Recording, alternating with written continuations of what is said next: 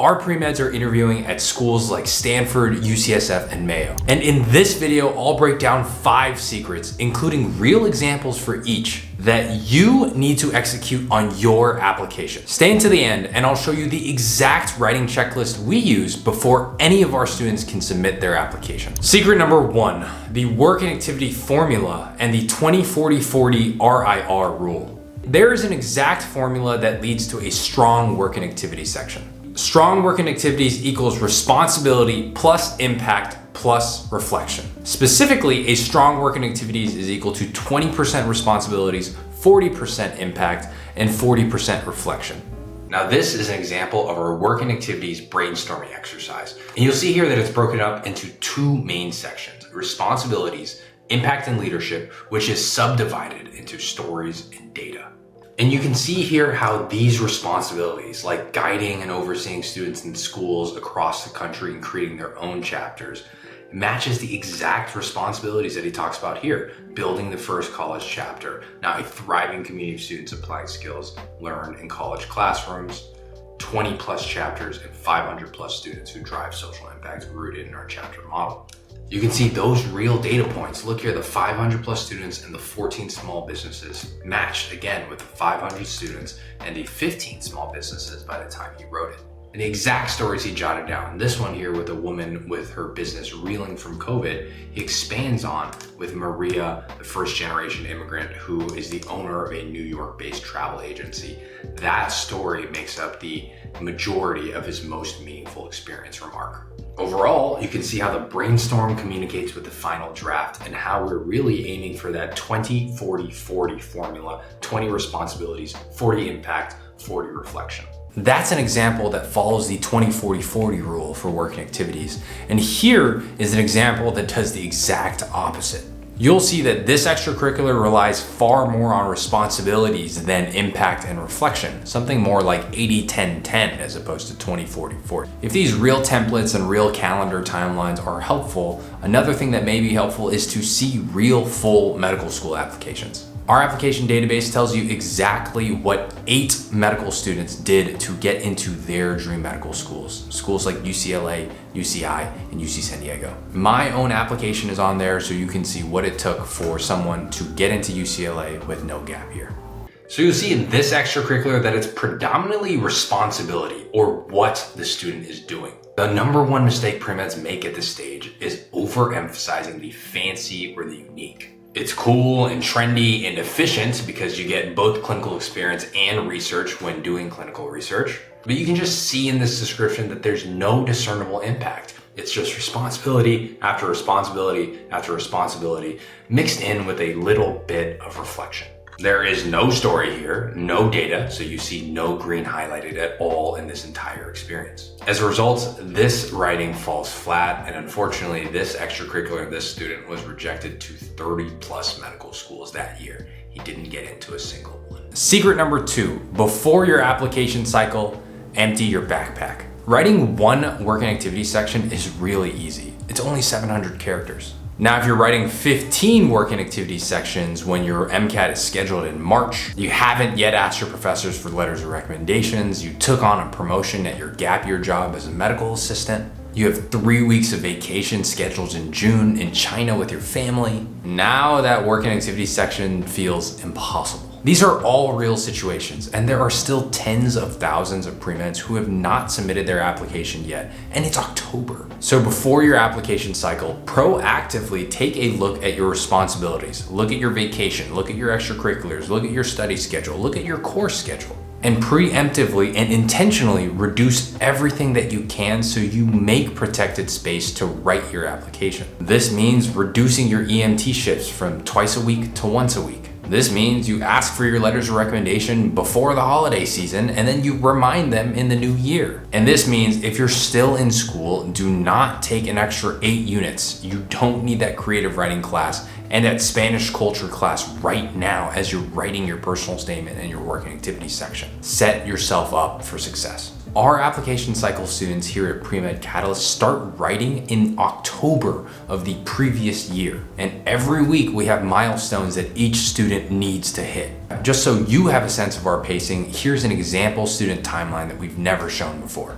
This is an example of the calendar that we put our students on when they're in their application cycle. First and foremost, I want you to recognize that it's October. We write early. We don't write in June. We don't write in May. We write months in advance, so everything is ready. The personal statement, the working activities, the secondaries, everything is ready before that application cycle opens. And you can see there are weekly goals for every week. There are tasks that need to be completed every single day. And there's a quality check. So we make sure that we're on track to submitting high quality work on time. And these are the literal key checkpoints that we have for our students in the first 3 weeks. Every single week, we chip away at the writing process. On the onboarding week, we talk about the database, we talk about the creative brief. On week 1, we start writing actual most meaningfuls, non-most meaningfuls. In week 2, we give these back and forth between the student and the editor to make sure the writing is on track and on target. So you see, we don't start writing in March or April. That is far too late, especially if other parts of your life get in the way. Our goal is to complete and finalize the personal statement, the working activities, and the secondaries before the application even opens. So all you need to do is hit submit. And to be clear, you don't have to do this. This is just how we do it, and we found success because I think it protects a season where all you need to focus on is writing. Of course, not every pre-med who does this gets into UCSF and Stanford, but we hope this helps you reset the expectations that other pre-meds are writing months in advance. And this is what it takes for many elite pre-meds to maximize their chances at their dream medical schools. Secret number 3, it's that talking leads to better writing. What is the common question? Whether you want to go to Stanford, UPenn, USC, Harvard, UCSF, what is the common question amongst all of these elite institutions? It's why do you want to go to UPenn and why do you want to go to Stanford? Take a look at the secondaries for both Stanford and UPenn respectively, and look all the way at the bottom. I've highlighted that question for you. Number 9, please include anything else that will help us understand how you will uniquely contribute to Stanford medicine. And number 5, please explain your reasons for applying to the PREMED School of Medicine. And what most pre-meds get wrong is thinking that the answers to these questions are found on the front page of the school's website. Wrong. Every pre-med will go and search there. The best way to answer these questions with specificity is by talking to real medical students and real faculty members at these institutions. Remember that medical school admissions is a two-way street. Yes, they are interviewing you, but do not forget that you, who will end up with likely multiple acceptances by the end of the cycle, also will ultimately choose which medical school best fits you and your interests and your goals. You have agency and you have power in this process. And so what that means is that you should do your research and you should be proactive about figuring out which school best fits your own personal and professional goals. The great benefit of that is that schools will see this as you being interested in you doing your homework, and with specific conversations, like talking about the harm reduction program that Sally, a medical student at the University of Vermont, directly told you about. By sharing those specific examples, schools will know that you're invested in their program. This is one of the most underrated parts of the application cycle. So much so that we protect time in our program specifically just for building relationships with medical schools. Here's a Slack conversation from one of our students detailing how proactive he is about having these conversations. And you'll see here, this is a real example conversation in our student Slack threads, where a student is reporting back on the conversations he's had with certain medical schools. You'll see here that he scheduled informational interviews with a med student from Einstein, from SLU, from NYU, from Quinnipiac, from UC Riverside, from Mount Sinai. All of these conversations happen early in the cycle, June, after he submitted his primary, because he's looking to get information about specific student experiences, specific faculty-led programs, specific things that are at NYU Langone that he can use on his secondary to show that he's been proactive, he's been intentional, and he's doing the extra work to see if that medical school is the right fit for him. And this is not something we do in a haphazard, disorganized way. This is our school list tracker, where we have reaches and targets and school outreach individual documents to take notes on the conversations we work so hard to schedule. And just to be helpful, these are the exact email templates that we have our students send out to real medical students and real faculty members to get 15, 20 minutes of their time, or to get them to answer our email about what they love best about NYU or what they wish was different about UCLA, specific conversation points that they can use in their secondaries.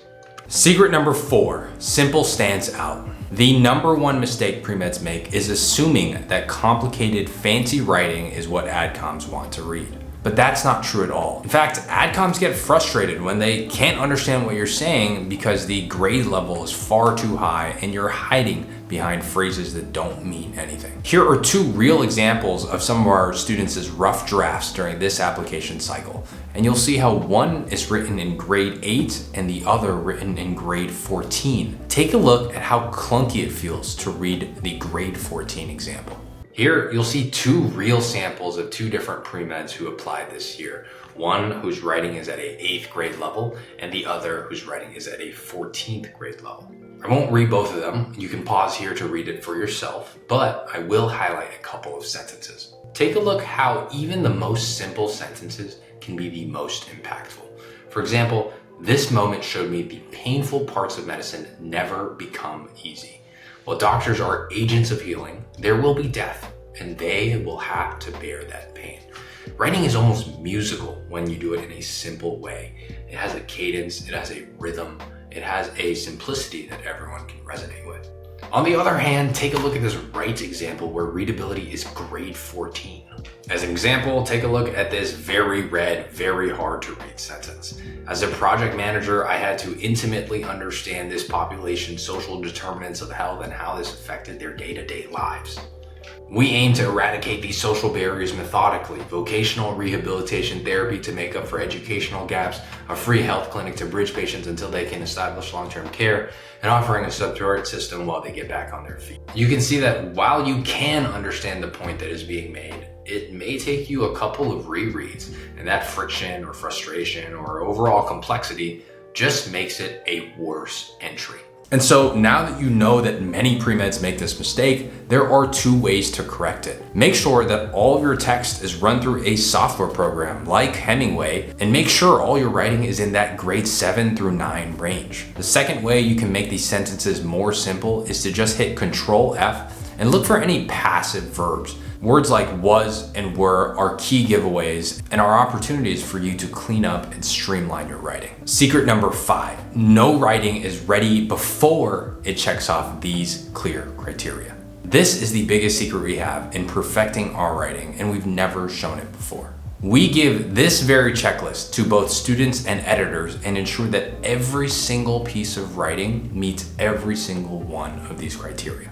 And this is our working activity checklist. You'll see that there's a metric in the first column, a definition or a standard to meet in the second column, and multiple examples. We have 3 bad examples of what not to do for data and story focus, and 2 good examples of what to do and what to emulate. You'll see that every single metric must be crossed off before a working activity is determined to be ready for submission.